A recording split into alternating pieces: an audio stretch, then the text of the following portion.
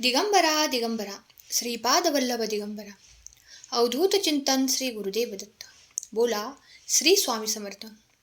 स्वामी भक्त हो, आज स्वामी तुम्हाला सांगू इच्छित आहेत. कृपया हा संदेश तुम्ही पूर्णपणे ऐका, अशी स्वामींची आज्ञा आहे. स्वामी म्हणतात, माझ्या बाळा, मला माहीत आहे सध्या तू खूप निराश आहेस. काही तुझ्या मनासारखं घडत नाही, पण घाबरण्याचे काही कारण नाही. लवकरच तुझे जीवन पुढील स्तरावर जाणार आहे. काम पूर्ण होणार आहे. स्वामींचा आशीर्वाद प्राप्त करून घेण्यासाठी आत्ताच चॅनलला सबस्क्राईब करा आणि कमेंटमध्ये खरा स्वामी भक्त टाईप करा. आजचा स्वामी संदेश तुमच्यासाठीच आहे. शांतपणे ऐका. होय बाळा, जे पेराल तेच उगवणार. एखाद्याला मानसिक आर्थिक प्रकारचे दुःख देणारी व्यक्ती आज जरी सुखी आनंदी दिसत असली तरी आयुष्यात पुढे मात्र आज केलेल्या प्रत्येक कर्माचे फळ त्याला भोगावेच लागेल. कारण निसर्गाचा हा नियमच आहे. हाच कर्माचा सिद्धांत आहे. त्यामुळे जपून पावले टाका. इथे प्रत्येक वाट आपली नसते. जपून पावले टाका. विश्वास ठेव. इथे प्रत्येक माणूस आपला नसतो. जपून निर्णय घे. प्रत्येक पर्याय आपला नसतो. होय बाळा, जे तुम्हाला मदत करायला पुढे सरकावतात ते तुमचे काही देणे घेणे लागतात म्हणून नाही, तर ते तुम्हाला आपलं मानतात म्हणून. जो ज्ञानी असतो त्याला समजवता येते. जो अल्पज्ञानी असतो त्यालाही समजवता येते. जो अज्ञानी आहे त्यालाही एक वेळ समजवता येईल. पण माझा शब्द खरा असं म्हणणारा जो असतो त्याला काहीच आणि कधीच समजू शकत नाही. त्याला फक्त आणि फक्त येणारी वेळ समजू शकते. जर तुम्ही सहमत असाल तर होय स्वामी, मी सहमत आहे कमेंट करा आणि तुमची सहमती दर्शवा. बाळा, अचानकपणे आलेल्या संकटाने होणारे गैरसमज, वादविवाद, भांडणे यामुळे आपले नाते तुटली जातात. आणि जिथे प्रेम, माया, आपुलकी, जिव्हाळा असतो तिथे संकटांना खूप वेळ टिकता येत नाही. आणि जिथे या गोष्टी नसतात तिथे कोणीही कितीही प्रयत्न केला तरी तुटलेला धागा जोडता येत नाही.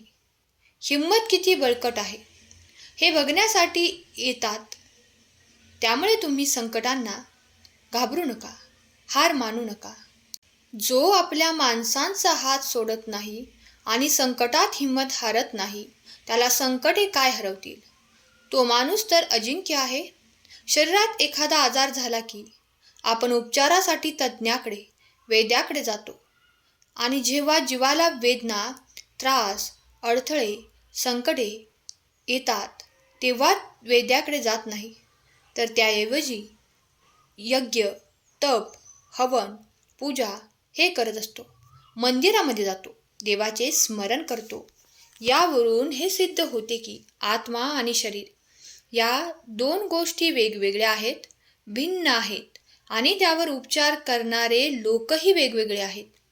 जर का तुम्ही स्वामी शक्तीवर विश्वास ठेवत असाल तर स्वामी आई, मी तुझं प्रिय बाळ कमेंट करा आणि हा संदेश आपल्या प्रियजनांना शेअर करायला विसरू नका. कारण तुमच्या एका शेअरने कोणाचे तरी हरवलेले मन हे जागृत होत असतं. तुम्ही नकळतच पुण्याचे भागीदार बनता आणि देवाचे आशीर्वाद प्राप्त करता. होय बाळा, तुमच्या विरोधात कोण आहे हे महत्त्वाचं नाही. नेहमी देवामध्ये आनंद घे. तो तुमच्या मनातील इच्छा पूर्ण करेल. देवाला तुम्ही एकच प्रार्थना करा आणि शांतपणे बोला, हे परमेश्वरा, हे भगवंता, हे देवा, माझ्यामध्ये शुद्ध हृदय तू निर्माण कर आणि आत्मा स्थिर ठेव. देवाचा आश्रय आणि सामर्थ्य हे प्रत्येक संकटात तो उभा राहून तुम्हाला मदत करत असतो. परमेश्वर तुटलेल्या हृदयाच्या जवळ असतो आणि तो आत्म्यांना वाचवत असतो. परमेश्वर माझा प्रकाश आणि माझे तारणहार आहेत. मी कोणाला का घाबरू? परमेश्वर माझ्या जीवनाची शक्ती आहे. मग मी कोणाची भीती का बाळगू? अरे आजमावून बघ की परमेश्वर किती चांगला आहे. जो त्यावर विश्वास ठेवतो तो धन्य होतो. देव तुला एक शक्ती देईल. देव तुला शांती देईल. हे परमेश्वरा, माझे सामर्थ्य आणि माझा उद्धार करत राहा. माझ्या मुखाचे शब्द आणि माझ्या हृदयाचे चिंतन तुझ्या दृष्टीने मान्य होऊ दे. आणि एक जादुई ऊर्जा आता माझ्या भोवती निर्माण कर. देव म्हणत आहे की बाळा, तुमच्या मागे मी नाही तर तुमच्या पुढे मी आहे. भिऊ नकोस, मी तुझ्या पाठीशी आहे. स्वामी शक्तीवर विश्वास आहे ना? तर होय टाईप करा आणि या चॅनलला सबस्क्राईब करा. जेव्हा तुम्ही देवापासून दूर जाता तेव्हा तू माझ्याकडे यावे अशी माझी इच्छा आहे. त्यामुळे तू आता माझ्याकडे ये. बाळा, एकापेक्षा दोन चांगले आहेत, कारण त्यांना त्यांच्या श्रमाचा चांगला फायदा देव देत आहे. म्हणून तुम्हाला जे करायचं आहे ते करण्याचा प्रयत्न तुम्ही सोडू नका. जेथे प्रेम आणि प्रेरणा असते तेथे तुम्ही चूक करू शकता असे मला वाटत नाही. होय बाळा, मी तुझ्यावर खूप प्रेम करतो. माझ्यावरती विश्वास ठेव. निराशा ज्यावेळी जन्माला येते तेव्हा आपल्याला कोणतीही आशा आणि मार्ग दिसत नाही. हा विश्वास वाटतो आणि विजय आपण मिळवू का नाही हे मनात येत असते. तर हार मानू नका. तुम्ही यासाठी प्रार्थना करत आहात ते मार्गावर आहे. तुम्ही जे विचार केलेला आहे ते सर्व तुम्हाला मिळणार आहे. तुमच्यावर संशय घेणाऱ्या लोकांसमोर देव तुमची जाहिरात तयार करायला बसलेला आहे. तुम्ही त्यासाठी प्रार्थना केली होती. त्यासाठी जागा बनवण्यास सुरुवात होत आहे, कारण ते मार्गी लागले आहे. देवाचे देवदूत तुमच्या सुखाच्या मार्गावर आहे. तो तुम्हाला त्याच्या पंखाने झाकून टाकेल. त्या पंखाखाली तुम्हाला आश्रय देईल. त्याचा विश्वासूपणा तुमची तटबंदी करेल. हार मानू नका. तुम्ही त्यासाठी प्रार्थना केली आहे तेच आता मार्गावर आहे. ते प्राप्त करण्यासाठी आत्ताच हा संदेश 11 जणांना शेअर करा आणि माझ्या देवावर विश्वास आहे असे टाईप करा.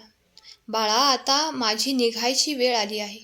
मी लवकरच परत येईन तुम्हाला माझा नवा संदेश द्यायला. तुम्ही आता फक्त स्वतःचा विचार करा, चांगले कर्म करा आणि माझे नामस्मरण करा. मी सदैव तुमच्या पाठीशी आहे. आजचा संदेश शेवटपर्यंत ऐकल्याबद्दल धन्यवाद. केलेली सेवा स्वामींचरणी अर्पण करते. श्री स्वामी समर्थ. जय जय स्वामी समर्थ.